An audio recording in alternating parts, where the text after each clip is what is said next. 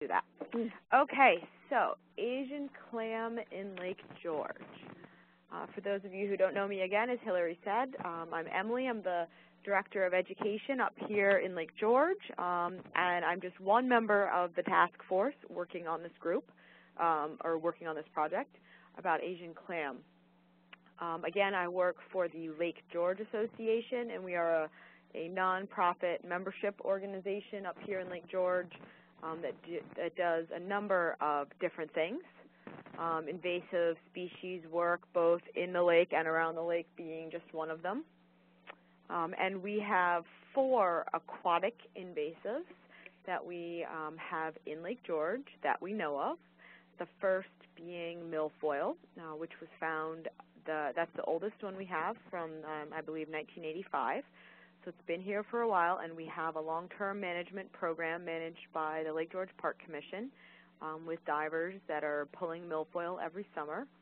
We also have curly leaf pondweed that doesn't have its own management plan, but I think when the divers run across it, they pull it as well.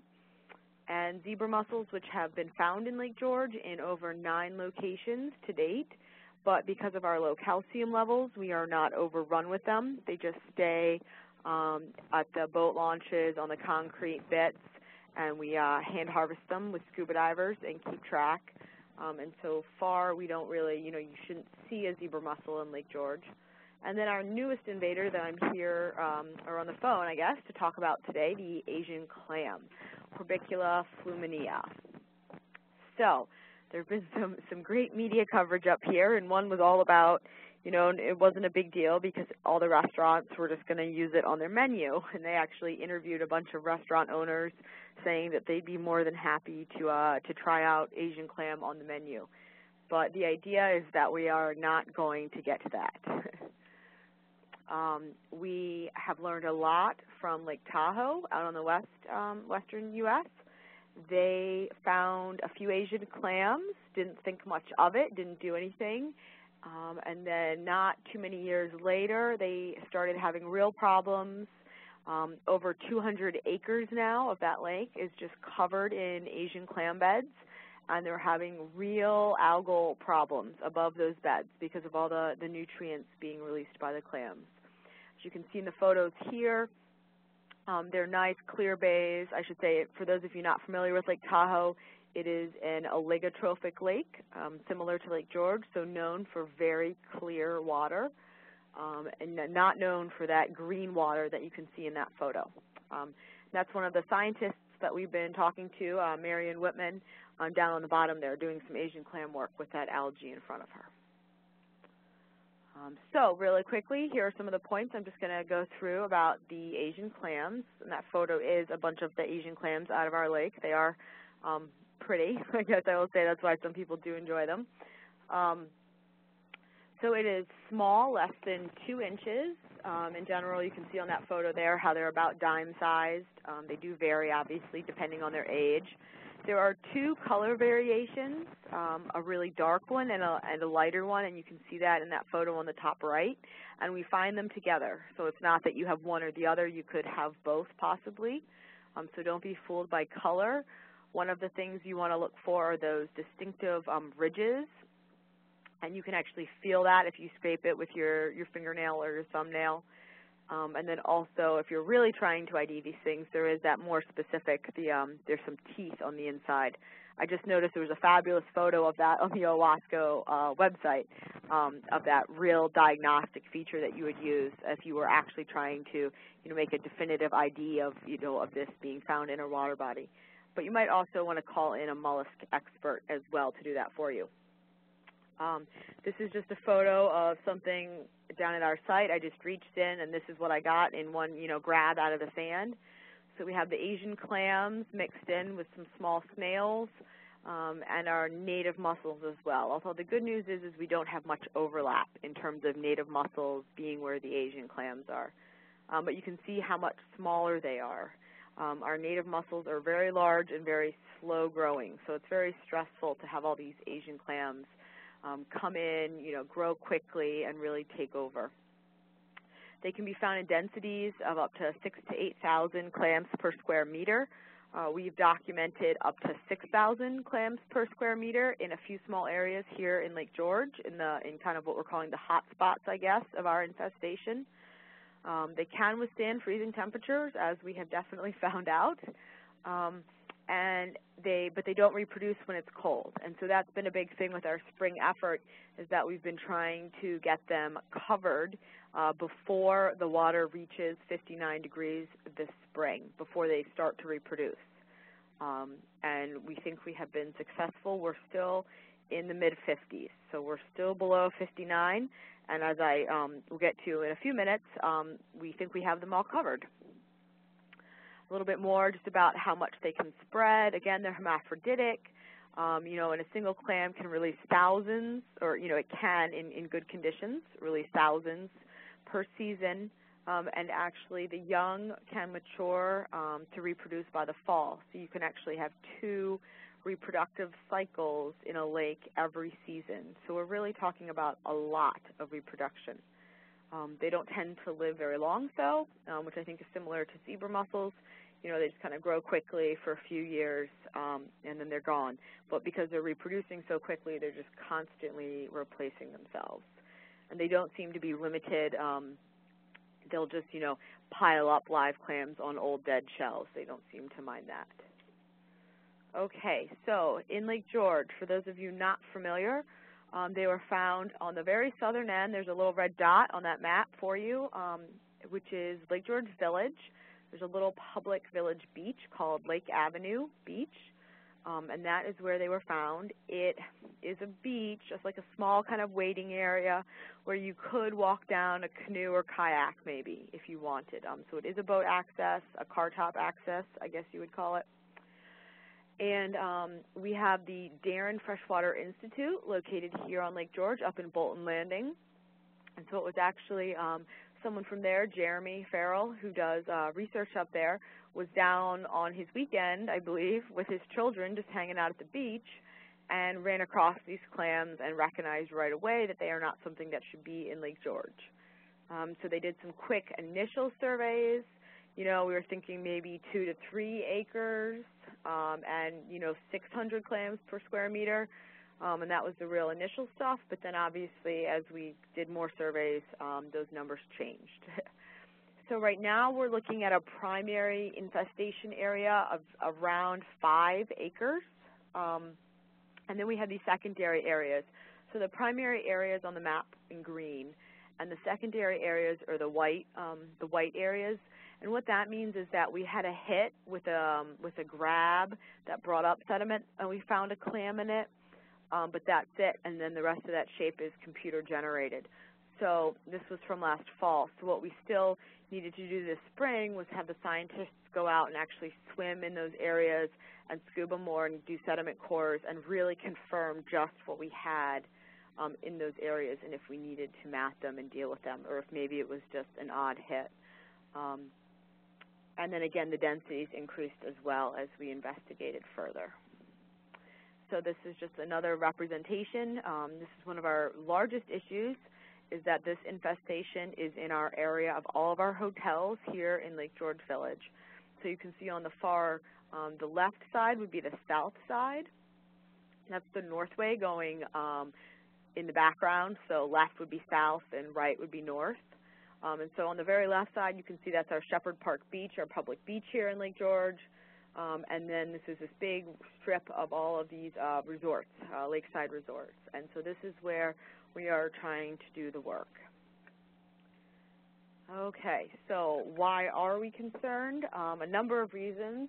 The algal blooms, again, not only do they filter the phytoplankton or whatever they're eating out of the water, but they're also sucking phosphorus out of the sediment. So phosphorus that's already settled out of the system, they're actually sucking it up out and then releasing it. So they're reintroducing phosphorus back into the system that was not available for algal growth and making it available for algal growth. So that is one of the big reasons that these clams are causing these algal problems, in addition to just their excretions from being there as well. We're also concerned about them in terms of them providing, the ability for more invasions.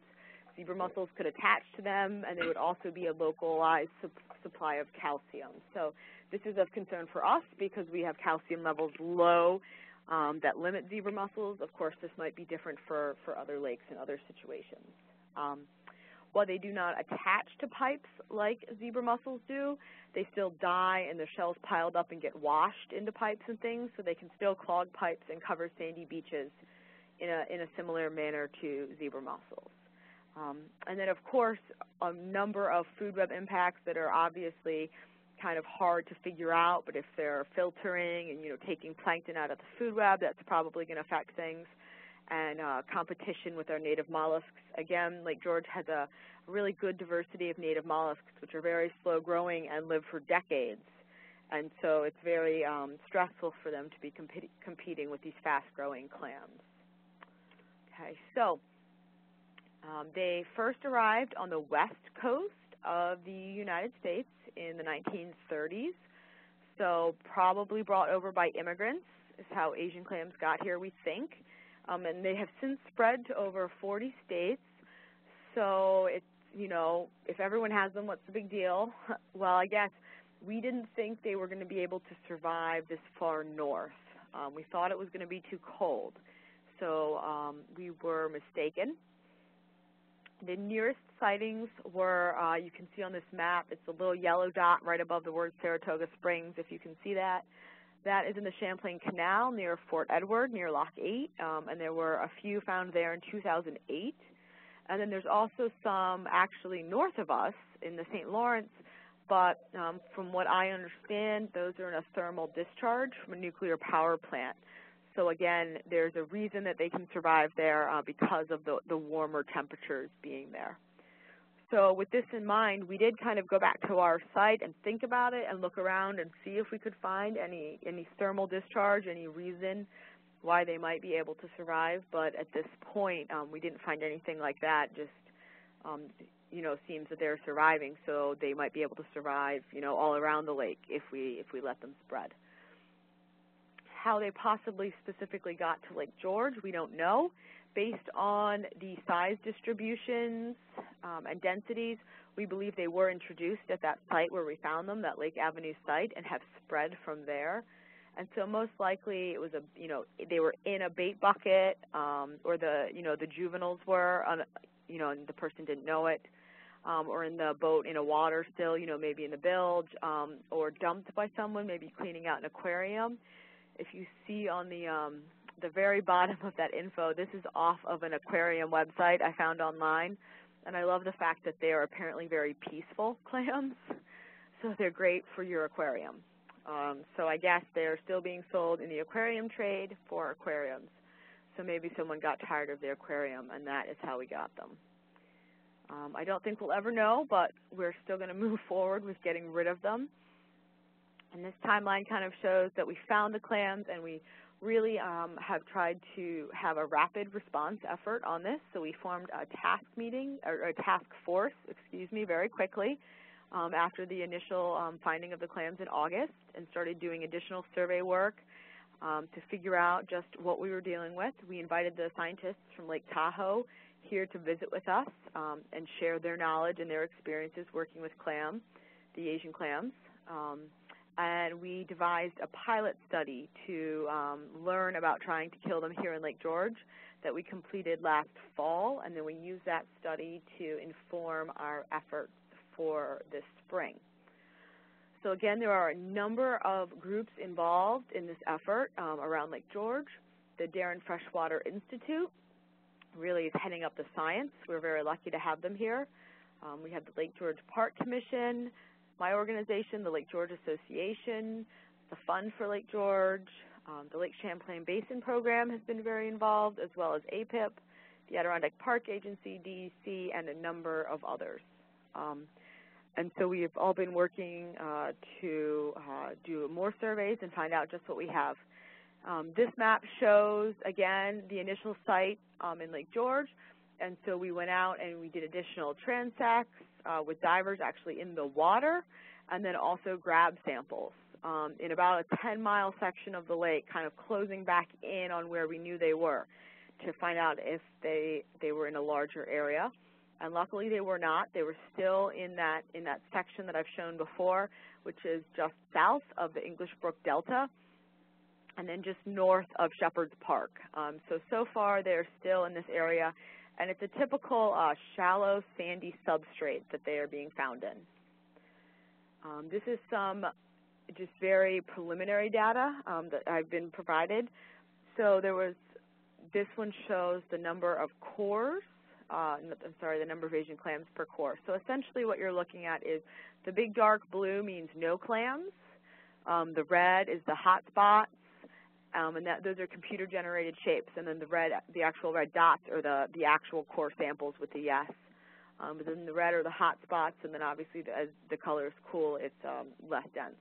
But so this was some of the initial work. Again, we've done more, but these are some of the initial ideas of where the majority of the clams are. So it's patchy in this whole area. There's also been some initial work on measuring the length and size of the clams, suggests 2, maybe 3 years. But I'm sure there will be more time later to really do a little more work here to get a better idea of maybe, is it 2 or 3 years when we think they were introduced into the lake. But either way, they have definitely been able to overwinter here. It's not that they had just been introduced this past summer. And again, they're in pretty shallow areas. So the majority of them are just right around 3 feet, a meter of water. We went out, though, after this winter, after we finally had ice out, and they're in pretty shallow, too. I mean, they're in, 12, 18 inches as well, and all the way out to the 6 feet. So they're right along the shoreline. Part of the requirements for some of our permits were looking at native mussels and vegetation as well. So the good news with this is that really our native mussels, which are all the different big kind of pie chart looking things, are really in the deeper water in the different substrate type than the Asian clams. So we really have very limited overlap here. So that's very good news in terms of laying down barriers that's going to kill everything underneath it. And the same goes with our vegetation surveys. And again, all of this work was done out of the Darren Freshwater Institute, these maps. Again, most of the vegetation was in outer areas. And some of it was actually Eurasian water milfoil, as well as 2 plants of concern on the New York State watch list, and rare, let's see, that's the little milfoil and water marigold, but they're also found in other locations in the lake. So again, that's Marion Whitman, who you saw with the algae in front of her face earlier, from Lake Tahoe out here with Sandra Nizwicki-Bauer in the middle, the director of the Darren Freshwater Institute, and Meg Modley on the left, aquatic invasive species coordinator over at the Lake Champlain Basin program. So they were all here this fall, and we were really working on what we should do. So the pilot study that was designed to test different types of barrier. Out in Tahoe, they found that a much thicker rubber barrier was needed to kill their clams. However, this is a much more costly product than our typical PVC barriers we use for milfoil work, and also just a lot heavier and really harder to work with. So we didn't want to really use it unless we needed to. We also had a lot of PVC barrier on hand that was torn or ripped.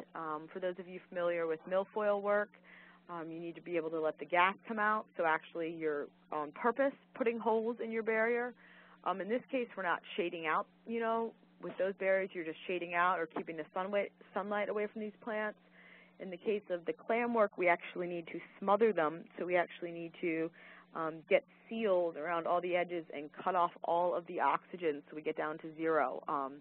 So we can't have all those holes in the mats. However, we had a supply on hand, so this was kind of an economic issue that we were trying to figure out if we could just repair a bunch of mats and use them and save ourselves some money. We also tested out 2 locations that had different site conditions. One was in front of a beach, one was in front of a bulkhead, so we had different issues with wave action, different sediment types, and again, just to have a repeated trial for all of these tests. So we had 4 different mat types, the new PVC, the rubber, and then 2 different ways of fixing the PVC, and then the fifth area is actually the control with no treatment. This was last October, so we installed the different mats and the rebar. And this is just an idea of what it looks like. This is in front of one of the hotels. Here it is from above.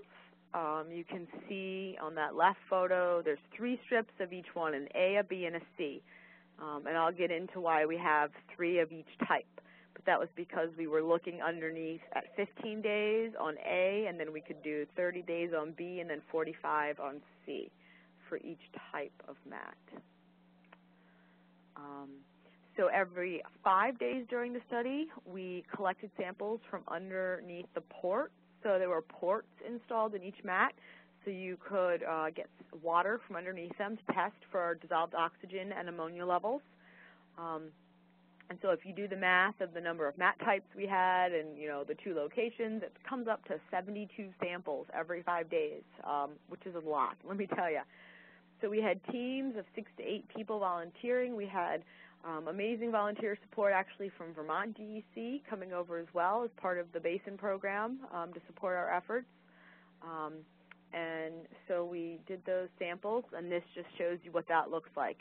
The ports are just these little ports installed in the mats with a tube that comes up in a clip. So you attach the giant syringe and then open the clip and then suck out the sample and then close it before removing the syringe again. And these are just some more photos because, of course, not all the ports were that shallow. And you can get an idea, too, of how we had to have a lot of rebar on these edges of these mats to really hold them down flat. Then we would have people and waiters shuffling back and forth with the samples and transferring into bottles to then be used for the oxygen and the ammonia tests. So we were looking at results like this. Dark blue means no oxygen, which is very good news. And the big one on the bottom that's red, that's okay because that's actually our control. But we found some trouble spots. So maybe one of our repair jobs in that mat broke, maybe a seal broke, maybe a big wave, you know, turned up a quarter of the mat. So the reason we were doing this constant sampling was to find out whether or not we were getting the dissolved oxygen levels we needed to kill the clams under the mat. And so for the most part, as long as you can keep everything down, you can. But you have to find out if you've had something come up, because otherwise you do get oxygen in there, of course, and then you're not going to be killing clams. This just shows the divers working on rolling back the mats. As I said, we needed to know just how long we needed to keep the mats in for to kill the clams. And then they would do sediment cores. And the good news is this is what we saw when we rolled the mats back, a lot of dead clams. However, to get 100% kill, we found that we really needed the 45 days. Lake Tahoe had found 27 days, but we found we needed 45. That might have to do with the cooler temperatures, so the clams are a little less active. However, we're doing a spring treatment just like a fall treatment, so we have cool temperatures again. So, you know, we can keep an eye on it. Maybe we can get away with a little less, but we found that 45 days was, you know, what we needed for that 100% kill rate that we were going for. We continued to do delineation work in the winter as well to get a better idea about those areas on the perimeter to really try to find out just how big the area was that we were planning for the spring effort. And so based on all of this, put together our spring effort that started, I guess, last month. My gosh, time has flown.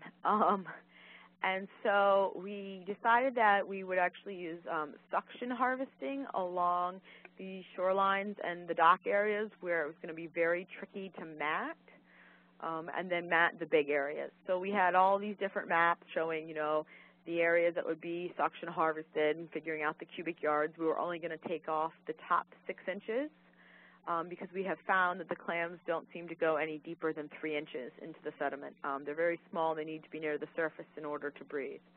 So we're just going to take off 6 inches. And we went through, we got all the different permits, APA, DEC, Army Corps. We needed some other approvals as well.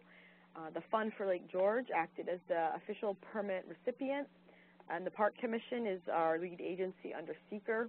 And then there's this group of us that we have named ourselves the Lake George Asian Clam Rapid Response Task Force. And all of these different agencies working together on the plan and the effort. So we had this whole plan ready to go in March, and then April came and the ice would not go out. And so as the schedule got pushed back, some of our in-kind support from our local municipalities was going away, because then they were having, things they had to deal with that, were going to be done after they did this, but now that this was being pushed back, they couldn't do both. So that was unfortunate. And then also just all the complications of staging these dewatering bags on the hotel facilities with the late ice out. Then the dates were getting too close to the season, and they were going to have guests at the hotels, and the parking lots couldn't be full of dewatering bags. So we had a few logistical issues. And one of the other large ones was funding. We actually didn't come up with the money for the suction harvesting. It was a very large dollar amount when the dollar amount finally came in. And so we really couldn't just afford it.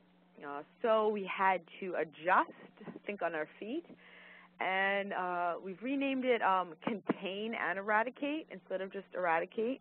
We are still going for eradication of the clams in the lake. However, we recognize that we might have some weak spots in the treatment this spring, so we might just be containing, and then we will be back in the fall after our main tourist season to finish up. So still going for eradicating them. Again, here is the treatment area, just shy of 5 acres.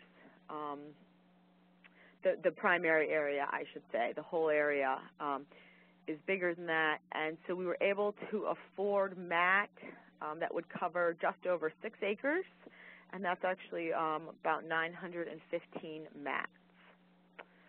So the plan, too, for monitoring is, again, scientists from the Darren Freshwater Institute are leading this up and measuring the dissolved oxygen. So we installed ports in about 200 of the 900 mats so that they could be sampled for oxygen and ammonia underneath. We also did cores to figure out live dead, because there is some natural death, so some dead clams already, but so that we have before and after. And then, they will be back and doing all of this after the treatment's over, the cores. And so based on the monitoring results, that will inform our fall efforts. To give you an idea of what all this benthic barrier materials looks like, we have rolls of the barrier on pallets staged at our Lake Avenue location. They are 7 by 50 feet, and it's 20 mil PVC. And we have about a foot overlap on all sides. So it takes just shy of 150 mats to cover a square acre. And that's 21 pieces of rebar per mat, so we're talking a lot of rebar. And these numbers are actually no longer right. We had to get more rebar. This just wasn't enough. We had way too much wave action with the wind and all the rain this spring. So we've actually piled even more rebar onto all of the mats, and I don't have that final number. Work started at the end of April. We finally did get ice out. So I know last year we had such an early spring. We were hoping for that this spring, but we didn't get it. We had a bit of a late spring, bit of a late ice out. So we've contracted with AIM, Aquatic Invasives Management, to do the installation work. And so we had them for 4 weeks. They just left. So the plan was that they would be able to do 50 to 60 mats a day. And again, we had 4 weeks. And then the clock will start once everything is in for the 45 days to suffocate all the clams. And then it'll take a couple of weeks for us to get all of the mats back out again as well. And every day for the first 10 days, we're out there maintaining the mats. Again, it's very important for these seals. So if a boat goes by and tears up a mat, or it's very wavy, windy, and mats are coming up, we need to be getting out there and getting them back in place. So every day for the first 10 days, and then every 3rd day after that. So here is where we actually are. This is as of Monday. We have about 825 of our mats down and secured. We have run into some issues with some of the resort owners. I shouldn't say issues, I guess, but just, they're very concerned about their beaches, which we understand. So we're doing everything we can to work with them. We actually installed their mats first so that they could hopefully then come up first in their beach areas. And we're hopeful that if the temperatures are warm enough, that maybe the clams will be active enough and we can get away with a 30-day treatment in those areas so that we could get those mats out sooner to accommodate the beach owners, the resort owners. And those are just some near-shore areas. And they're marked in that blue on the map. So you can see all of these resorts have beach areas that they are worried about and want their customers to be able to use. So the rest would be more in mid-July. All the deeper mats would come out a little bit later at that 45-day mark. And then we still have about 3 small, really hard-to-access areas that we're buttoning up this week and the next. Actually, the lake stewards, once they're done being trained how to be lake stewards, are going to also be working on buttoning up Asian clam with some mats. So they're really going to be getting all kinds of experiences this summer. And so you can see on the map here the different colors. The orange, yellow, and pink denote a mat with a port in it, and there's just ports in different locations, right versus center versus left. That's just a scientific monitoring thing. But so the colored ones have the ports, and then the gray ones are just the mats where a port wasn't installed. And the green areas, which again, let me go back. So this is the northern area of the site. There's 2 maps, and then this shows the southern area. But again, the key is the same. So the green areas are kind of some vulnerable areas we're still working on.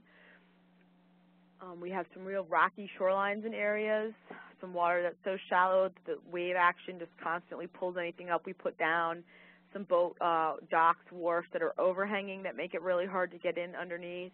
So we're still probing those areas to find out if there are or aren't clams there, and then we will still be assessing what to do about those sites. The distribution of the clams in this whole area is patchy, so they're not necessarily covering 100% of the area that we're covering. It is patchy. So we might luck out in some of those rocky shoreline areas that we can't mat. There actually might not be clams there. The water is still pretty cold. As I said earlier, we're in the mid-50s up here, and the DO is still pretty high, although we do have some readings already less than 4 parts per million, so that is good. In the fall, our DO levels dropped a lot quicker, but we think that might have to do with the fact that we covered live active clams, whereas it's still really cold right now and they're not very active yet. So they're not, as active, so they weren't using as much oxygen to begin with, so it hasn't dropped as quickly as we saw in the fall. But we're still feeling good about it because we are starting to get the levels going down, so we're expecting to see them continue to go down, especially now that we've gotten really good seals and added on that increased rebar that we figured out we needed to add on. We had the divers, the scientists, swim the whole perimeter of the south and the lakeward side of the area, and they found just 2 small areas on the south end that then we covered up. And other than that, that whole lakeward edge where we had some of that secondary area that needed further investigation, no clams have been found. So no clams have been found outside of the areas that we have matted. So that is very good news in terms of actually making, meeting our goal of eradication. This just shows you those maps, again, a little bigger in case those other ones weren't good for your eyeballs. Again, the left map or image is the northern end of the treatment area, and then the one on your right is the southern end, showing the layout of all the different mats. And you can't see the docks on these, but then we also have docks in the way as well, making this pretty tricky. Okay. In terms of getting the word out about this project, because this is right in Lake George, right in front of all of our hotels, we've tried really hard to really keep everyone informed about what's going on. Also, because there are so many groups involved, we made up this little logo to use so that we didn't have 50 logos on all of our press releases, but we could just have the one logo. We have this logo, and we started creating some public outreach info sheets that we were printing and distributing this fall to let everyone know what was going on. Again, these are all the different businesses. There's over 600 hotel rooms. It's around 20 large hotels in that area. They also have dock slips that they rent, mainly seasonally, but some for guest usage. So a lot of lake users in this area. Again, this shows you in this map a number of the docks, and they're not all actually in when this aerial photo was taken, but a number of docks. So we've also created a brochure that we have supplied to all the hotel owners to give to their guests so that they know what is going on. And we have also created signage. So there are large shoreline signs posted so that people understand about the swimming areas. Then there are also signs that are posted actually on the posts on the docks for the boaters to remind them to please drive very carefully in this area. We also have a website. It is called stoptheasianclam.info. Don't worry, stoptheasianclam.org and .com are still available if anyone else wants it. I didn't buy them all up. But what we've done here is really put all of this material online. So all of the photos are available, info about Asian clam, all of these outreach materials as PDF files, the brochure, the signs, everything is available for download.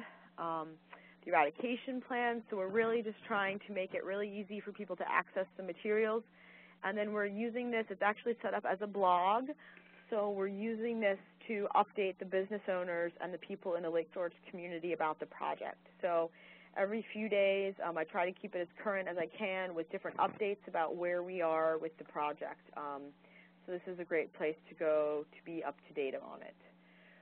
Again, because of having different people involved and not being sure about what phone numbers to use, especially during the weekends and non-business hours when none of our offices were open and no one was really, stepping to the front of the line to offer up their cell phone number, we created a hotline. And this is really interesting. We actually used Google Voice, which is a free service. So we got this phone number through Google Voice, and then what we can do is we can actually then forward the calls to, multiple phone numbers. There's all sorts of options. It's actually a really nice service.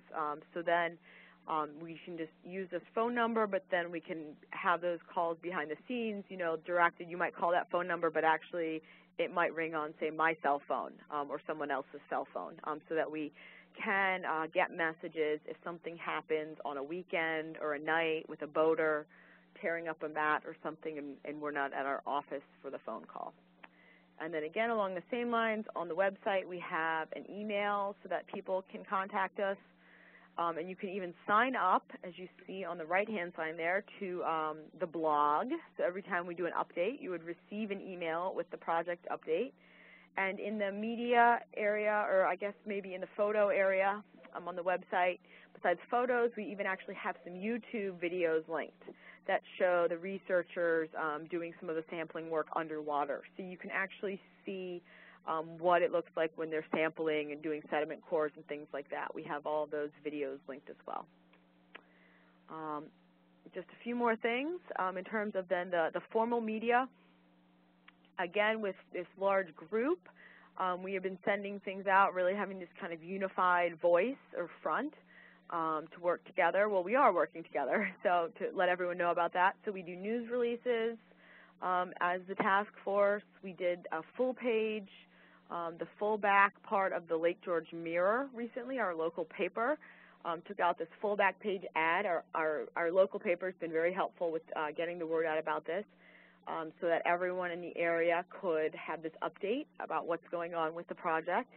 And as you can see on the right, these are the people on the steering committee and the advisory committee of the task force. So as I said earlier, APIP, the Darien Freshwater Institute, the Fund for Lake George, the Champlain Basin Program, Lake George Association, the Lake George Watershed Coalition, APA, DEC, and Park Commission are all very instrumental, as well as Bateau Below, which are archaeological divers in the area, the Dome Island Committee, Interspace Scientific Diving, again, more scientific divers that have been working with the Darien Freshwater Institute, the Lake George Waterkeeper, Scientific Diving International, the folks from Tahoe, Nevada and Tahoe, again, the folks from out there were extremely helpful and have been in touch with us this whole time, going back and forth about what we're doing and how is it going, as well as folks from right over the border in Vermont.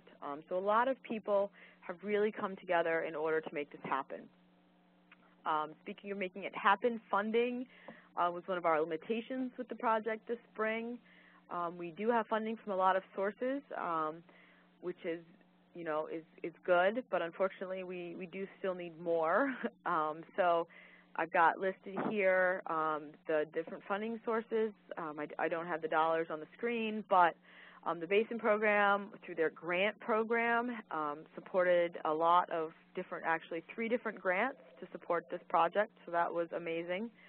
A number of other groups have stepped up to the plate with funding, as long as we have been approaching our local towns, villages, and counties.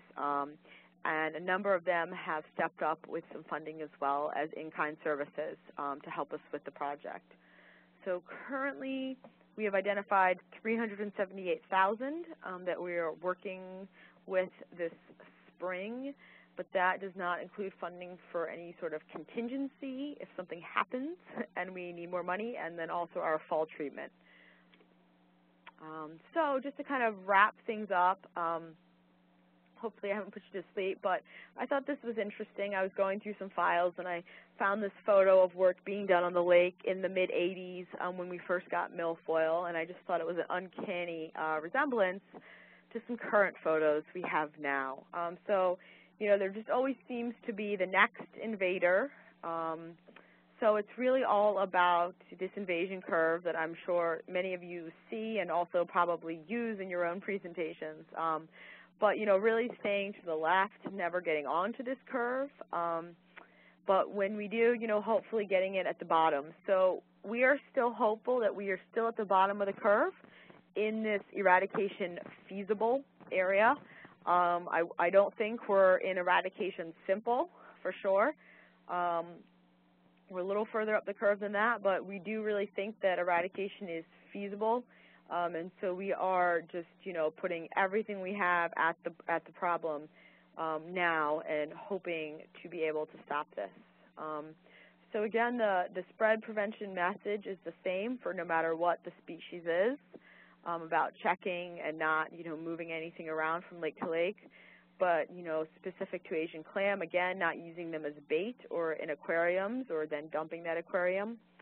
And then also, just cleaning your boat in general and draining your bilge water and things like that before you move from lake to lake. So it's kind of like counting your chickens before they hatch, I guess, to talk about lessons learned, since we are clearly not done. But I'm hoping that one day I will change the title, right, that this is, we had a successful rapid response, because that's the idea. But I think we can already, we've already learned a lot. Really getting everyone to the table at the beginning has been huge, because it's just taken so many people, just so many resources to get to where we are that we couldn't, no one group could have done this on their own, including the agencies, which have been extremely helpful in getting the permits done. We had APA folks on the phone with us going through our permits, because they're members of the task force, making sure we had everything we needed for our permit so that we could get this done. And the same with DEC. So, they're just extremely helpful. Also bringing in the experts from Tahoe, talking to people that have dealt with the clam and learning from their experiences, and then using volunteers wherever we can. So we've had a lot of volunteer work, and we still need a lot more to get things finished up this spring. and, you know, looking for funding and keeping looking because, you know, things are going to change. So you can take the time to put together a great plan, but you're going to have to be adaptable, you know, be able to do adaptive management because, you know, we had a great plan, but then we didn't have the money, so we had to make some adjustments. And now we're having to make a few more adjustments to, you know, mitigate those economic impacts and keep these business owners on board with the project. So we're really keeping them informed and really trying to keep everyone on board with the project because they do recognize the importance of the project and protecting their lake, you know, even though, you know, they do have some concerns about how it will affect them. So that is